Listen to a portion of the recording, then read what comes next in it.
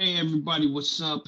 This is Sincere from the Standard 81 podcast, and I'm going to turn this just a little bit.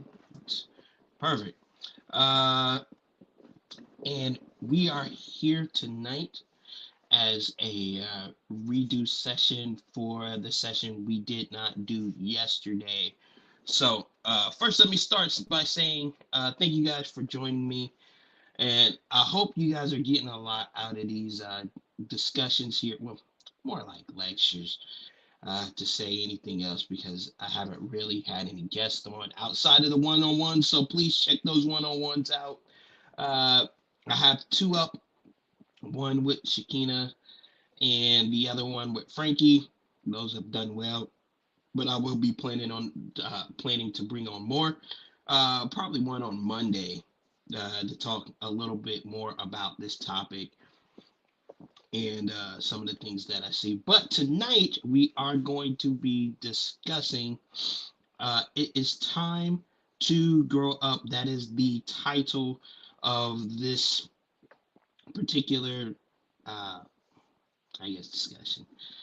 And if you guys are in the comments, let me know what you think about what I'm saying. I believe this. This is what I believe. And let me say this. And I am talking to everybody in general, but specifically, I am more so talking to, excuse me,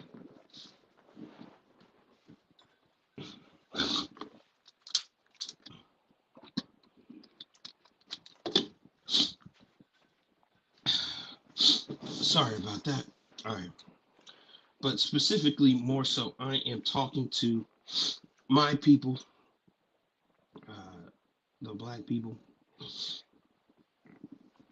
to my culture, black culture, because what I'm beginning to see here is a lot of dysfunction, uh, a lot of uh, lack of maturity, and a whole lot of mimicking things that we shouldn't even be mimicking.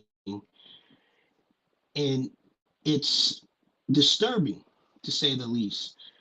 I see this amongst all cultures, but definitely in ours. And it's something that's been happening for quite a while within our culture, but definitely it's more prevalent now than it has been in the last few years, even centuries, since we've been alive. And I want to discuss that. And here's the very first point I want to discuss: fantasy versus reality. And uh, I want to start out by saying this: we need to know the difference between what's fake and what's real, so that we can know what is possible, right? And when I say that, I want to say this very carefully. I think a lot of times we base what we want to do and the things that we want to, the things that we want to see and the places that we want to go and the things that we pursue based upon what is popular, based on what is going to get us seen by the most people and get us the most money and the most social status. When ultimately that's not really the reality. A few of us will make it to those points, but impact is not made specifically within those realms only. A lot of the impact that is made in the world is made outside of those realms. Now, let me get this one thing straight. I'm not saying that these people are not influential, and I'm not saying that these people don't deserve any type of accolades or any type of credit for the things that they have done or for what they continue to do, because they do. It's very impressive. And it's work in order to achieve that level of status. But some of the things that we praise in these particular with these particular people are things that we shouldn't be proud of at all. If we look back at our grandfathers, our grandmothers, our fathers, and our mothers, these are not the things that were uplifted. These were the things that oftentimes I said in the TikTok that were outcasted and looked upon as trash, and is causing our culture to be looked upon as trash, despite the advances in our education, despite us coming into some of us coming into wealth, and despite us pursuing entrepreneurial endeavors, we are still being looked upon as the bottom. And I'm not saying that we need to take over, but our image is being distorted and really driven into the ground. So we need to really begin to look at what is possible. What is possible is making an impact, and that doesn't always mean that you need to have a platform, or you need to have a massive following, or you need this or you need that. I'm gonna be truthful with you guys. The only reason I am on YouTube or on Instagram or anything like that is not because I'm necessarily looking to gain money or any type of success or this massive following. There is a message that is deep within inside of me, which I'm sure it's inside of all of us, that I feel needs to get out, and it's prevalent to this generation. And I'm using the medium in which I've been given and given access to in order to spread the word, to say the least. And if that's what you're doing and that's your intentions, great. But let's not look at the things we look to pursue, or the things that we look to do, always as this thing that's going to rise us up to the top of the ladder. Because a lot of times we will wind up being sorely mistaken and being let down overall. So uh, the reality, and here's the reality part in this whole thing, is when we begin to say, okay, in what other ways can I make impact? In what other ways can I get my message? In what other ways can I move forward?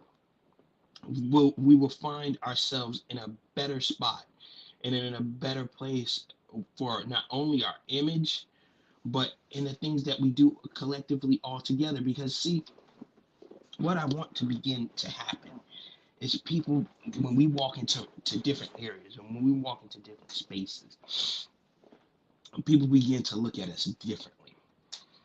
They don't look at us as just some commodity that's only used for their talent, or used as a object of either affection or fantasy, which shouldn't be neither. And like I said before on the TikTok, every other culture seems to have these things in mind, and they follow those codes, and they follow those credentials, and they follow those standards to a massive degree. But it seems to be that within the African American culture specifically, we tend to like to follow the unrealistic standards of people who are not even within our reach. And I think that is awful. I think we need to uh, reevaluate the way we are and what we're doing altogether. So let me get on to the next point here. I think I spent a good amount of time on that first point. United we stand, and divided we fall. Why do I say that? Uh, in the 50s and 60s, during the time of slavery and everything like that, we were united. And that's the reason we got our freedom. That's the reason we got so much stuff. And we have come as far as we can. But remember, the trick of the enemy, and I'm not saying the white man. I'm talking about the trick of the devil is to divide and conquer. And if he can divide a culture of people that have persevered throughout years, centuries, millennials, he knows that he has the power to kill us all off.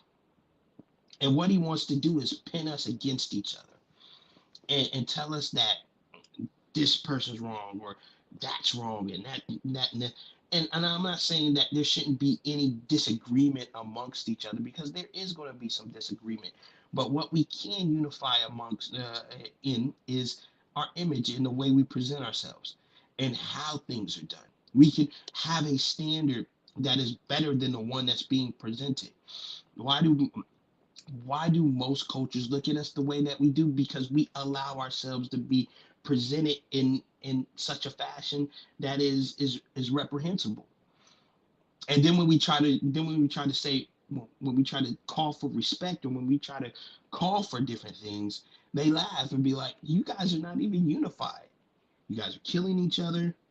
You guys are dividing each other between color and different creeds and all these different things, educated, uneducated, and y'all are doing just perfect. What are we supposed to respect? Y'all doing perfectly fine in killing yourselves off.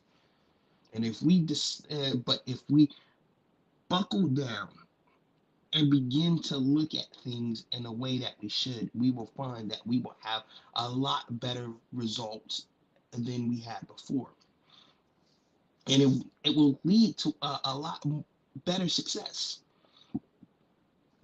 than what we're having now.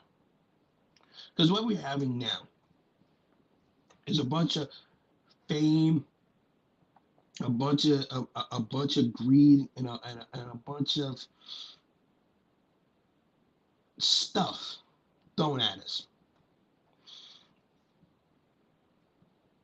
and it's producing rotten fruit. Let's look at the generation of kids growing up.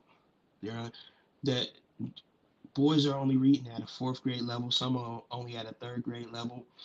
A lot of the young men are not getting further education because they don't feel like there's any room for them. Our young ladies are while they're getting educated, they seem to be wanting to be more of a prostitute or a streetwalker. These things are not good, and we're walking around arrogantly and with proud and lofty looks, like, what's wrong with this? And we all know what's wrong deep within inside of us. We can all sense it, but because we refuse to change our mindset, we continue to be divided instead of coming together and really making changes. So we need to figure out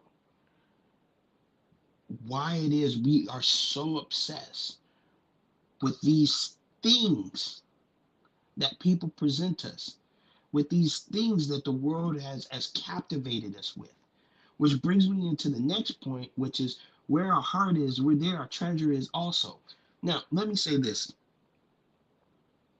I understand that as a culture, we are for the most part catching up to everybody else. But this doesn't mean just because we're playing catch up with other cultures that somehow we are owed something, or somehow we need to be given a leg up. We have been given freedom to do with anything, freedom to do, freedom to do anything, freedom to say anything, freedom to go anywhere. But it's what we do within those parameters that seem to be screwing us up. We keep on wanting to make our own rules and say what the boundaries and the standards of which you've given us are not good enough. So we're gonna reframe everything. And now we're stuck within total chaos, wondering how do we get out and how do we make things better? It's because we're caught up in what the world can give us and the things that we never had.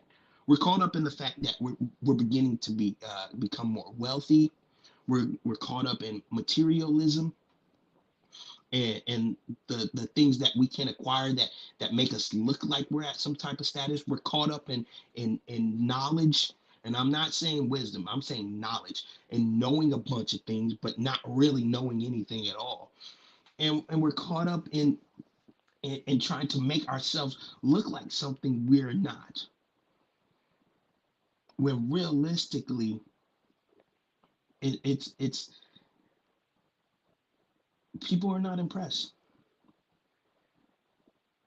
People are not impressed. Who we are is who we are. And let's take a lesson from the prodigal son, right? The prodigal son gained his father's inheritance by asking his father, "Hey, give me my inheritance now," right? Now, what happened in that story? He got the inheritance. He got a bunch of friends and a bunch of people. Well, let's not even say friends. Let's say associates. He got a bunch of associates. He had a bunch of people that claimed they loved him and claimed they were. But as soon as everything ran dry, they deserted him because they weren't there for him. They were there for what he had. And as soon as his treasure ran out, he was left out in the cold. And that's what we're quickly finding out. As soon as our treasure runs out, as soon as our gifting runs out, as soon as our talent runs out, as soon as we're no longer useful, we begin to see people for who they really are and what they were really in our faces for, what they were really in our lives for. And we need to think back on what made us successful in the first place. It was our value system. It was our standards. It was our families. It was our relationships that we built with one another. Because what we're doing now, is not working. Not working at all. Every time we take one step forward, we're taking three steps back, and we're wondering why things are happening the way they are. It's because we've lost our way. We are a lost nation. We are a lost breed of people. We had things, and we need to get back to those things. And one of those is definitely our Savior, definitely the Lord Jesus Christ, because we we we have to realize that without him, nothing is possible. I'll say this one more time to you guys. I am a Christian. That's how I live my life. So if you don't like that, just don't watch. Because I'm not going to back off of that for 1 second. I believe that the Lord Jesus Christ is the only thing that makes us right and is going to shape our character in the way that we need to go. And at one time, that was our culture's foundation, but somewhere along the line, we forgot about it and we decided that we could do our own thing. Now, of course, that goes with all of mankind, but as a people that were once oppressed, we relied on our faith as a way to get past every circumstances that were laid on us, even the heavy ones, even the tragic ones. We relied on our faith to get us through. And now we say either ourselves or we try to make up something in order to make us feel better, which is ridiculous. Let's stick to what's worked. Let's stop worrying about what people think of us, and let's start figuring and let's start and start really figuring out what we need to do to stand. Which brings me into this next point: is cool versus conscious. Let me say this: if your consciousness and the way you think is not cool to people, don't worry about it. Don't worry about it, because eventually the reality of trying to be cool and trying to keep up is going to hit them as well. And when it finally does, you'll be surprised how much they want to come back to you and pick your brain and explore your consciousness, because all of a sudden you have answers, you have peace in a place where their whole life is falling apart. But too many times we are worried about the perception that how people perceive us and the perception in which we are viewed. Now, let me say this: I'm not saying that you shouldn't worry about your reputation, because part of who you are is how people see you. But if you are believing in faith, and you're acting within respectable ways, and you're keeping yourself together, and you're walking along your journey the best way you can, then you shouldn't worry about what people think about you, because everybody's going to have an opinion about what they think you should do better. And some of it, sometimes you can take advice, sometimes you can take criticism, sometimes you can take different things from people. But for the most part, nobody's going to really be able to tell you what it is that you need to do or where it is you need to go. This is something you're going to have to figure out between you and the God who made you. And then after that, you can surround yourself with people that think in the same way. Because once again, let me say this is about a mindset. If I didn't say that in the beginning, time to grow up is not about the money. It is not about our education. It is about a mindset that has once again pulled us back into slavery, except the slavery is not physical anymore, it's mental. It's making us think that we're less than, which is even worse than the physical. Because see, the slaves knew something.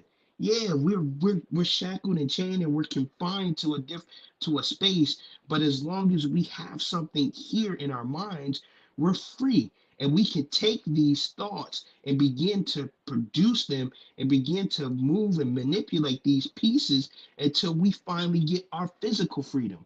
But where you're bound in your mind, you never have any clarity. You never have any real freedom. And freedom is aligned with structure. And one of these days, and in one of these lectures, I'm going to talk about that. How freedom comes within structure, how freedom comes within boundaries. And I'm going to say this, just a bunny trail off of what I was saying just a little bit. You can see that clearly within society today. Look at how many things we're doing, and we're just saying, oh, we gonna when we get it together, when we figure it out, it ain't working. It ain't working. You got people saying that they're fluid, and then all of a sudden, when they do something, now all of a sudden they want to cut it off and go back to what they were before, not thinking of the repercussions and consequences. I told you that with everything, there's a consequence. You can make your choices. We talked about choices and trade-offs. I said you can make your choices, but you got to live with the consequences. That's the thing about it. You got to be willing to live with whatever choice you make. So, having said all this, I think I'm going to wrap this thing up in saying this: Black people, let's start doing better. Let's start looking at the past, and let's start looking at the present and comparing the two and saying which one looks better. Is what we doing now looking better, or is what we did in the past looking better? And if what we did in the past looks better than what we're doing now, maybe we need to readjust our thinking. And I'm not saying everything in the past was better, but we need to learn from history, both bad and good. We need to learn from the bad so that we know what to stay away from, but we also need to learn from the good so that we can keep those things going and reestablish them from generation to generation. That's legacy. Legacy has nothing to do with money for the most part. Wealth has to do with money, but legacy can be built without a single cent. This is how you have different families, different races, different cultures that they say our legacy lives on. Though some of these people within that legacy were not rich, though some of those people within that legacy are not famous, though some of those people in that legacy weren't highly influential, it's something that was carried on, passed on through from generation to generation to generation, and we're losing that. Time for us to put ourselves into perspective. Time for us to put ourselves back on the chopping block and say, what do we need to chop away? What do we need to get rid of? And I'm going to tell you like this. If it looks ugly, if it smells ugly, if it acts ugly, you probably need to get rid of it. You probably need to exit stage right, because it's not going to get any better. The world is not going to get any better. Things are going to get worse. That's the reality of it all. But if we can stand on faith, stand on our principles, stand on the values, the core values that we begin with, we have a rescue. We have something to look forward to. And that's all I'm gonna say on that tonight. I hope this was informative. And like I said, I'm only trying to give a broad picture of this particular topic. And I hope that it sparked somebody's mind to look into this a little more. Remember, when I'm talking about, when I'm saying it's time for us to grow up, is in our mind. We need to stop being slaves, and start looking at things for the way they really are, and how we can make them better. Until the next time, I hope you guys are being good. I hope you guys are having a great time, and I'll see you on the next one. Oh, don't forget to like, share, and subscribe. Uh, check out TikTok, check out Instagram, all that good stuff. Leave a comment down below. Let me know if you're watching this on the second watch. Say second watch in the comment section. And I will see you guys on the next one.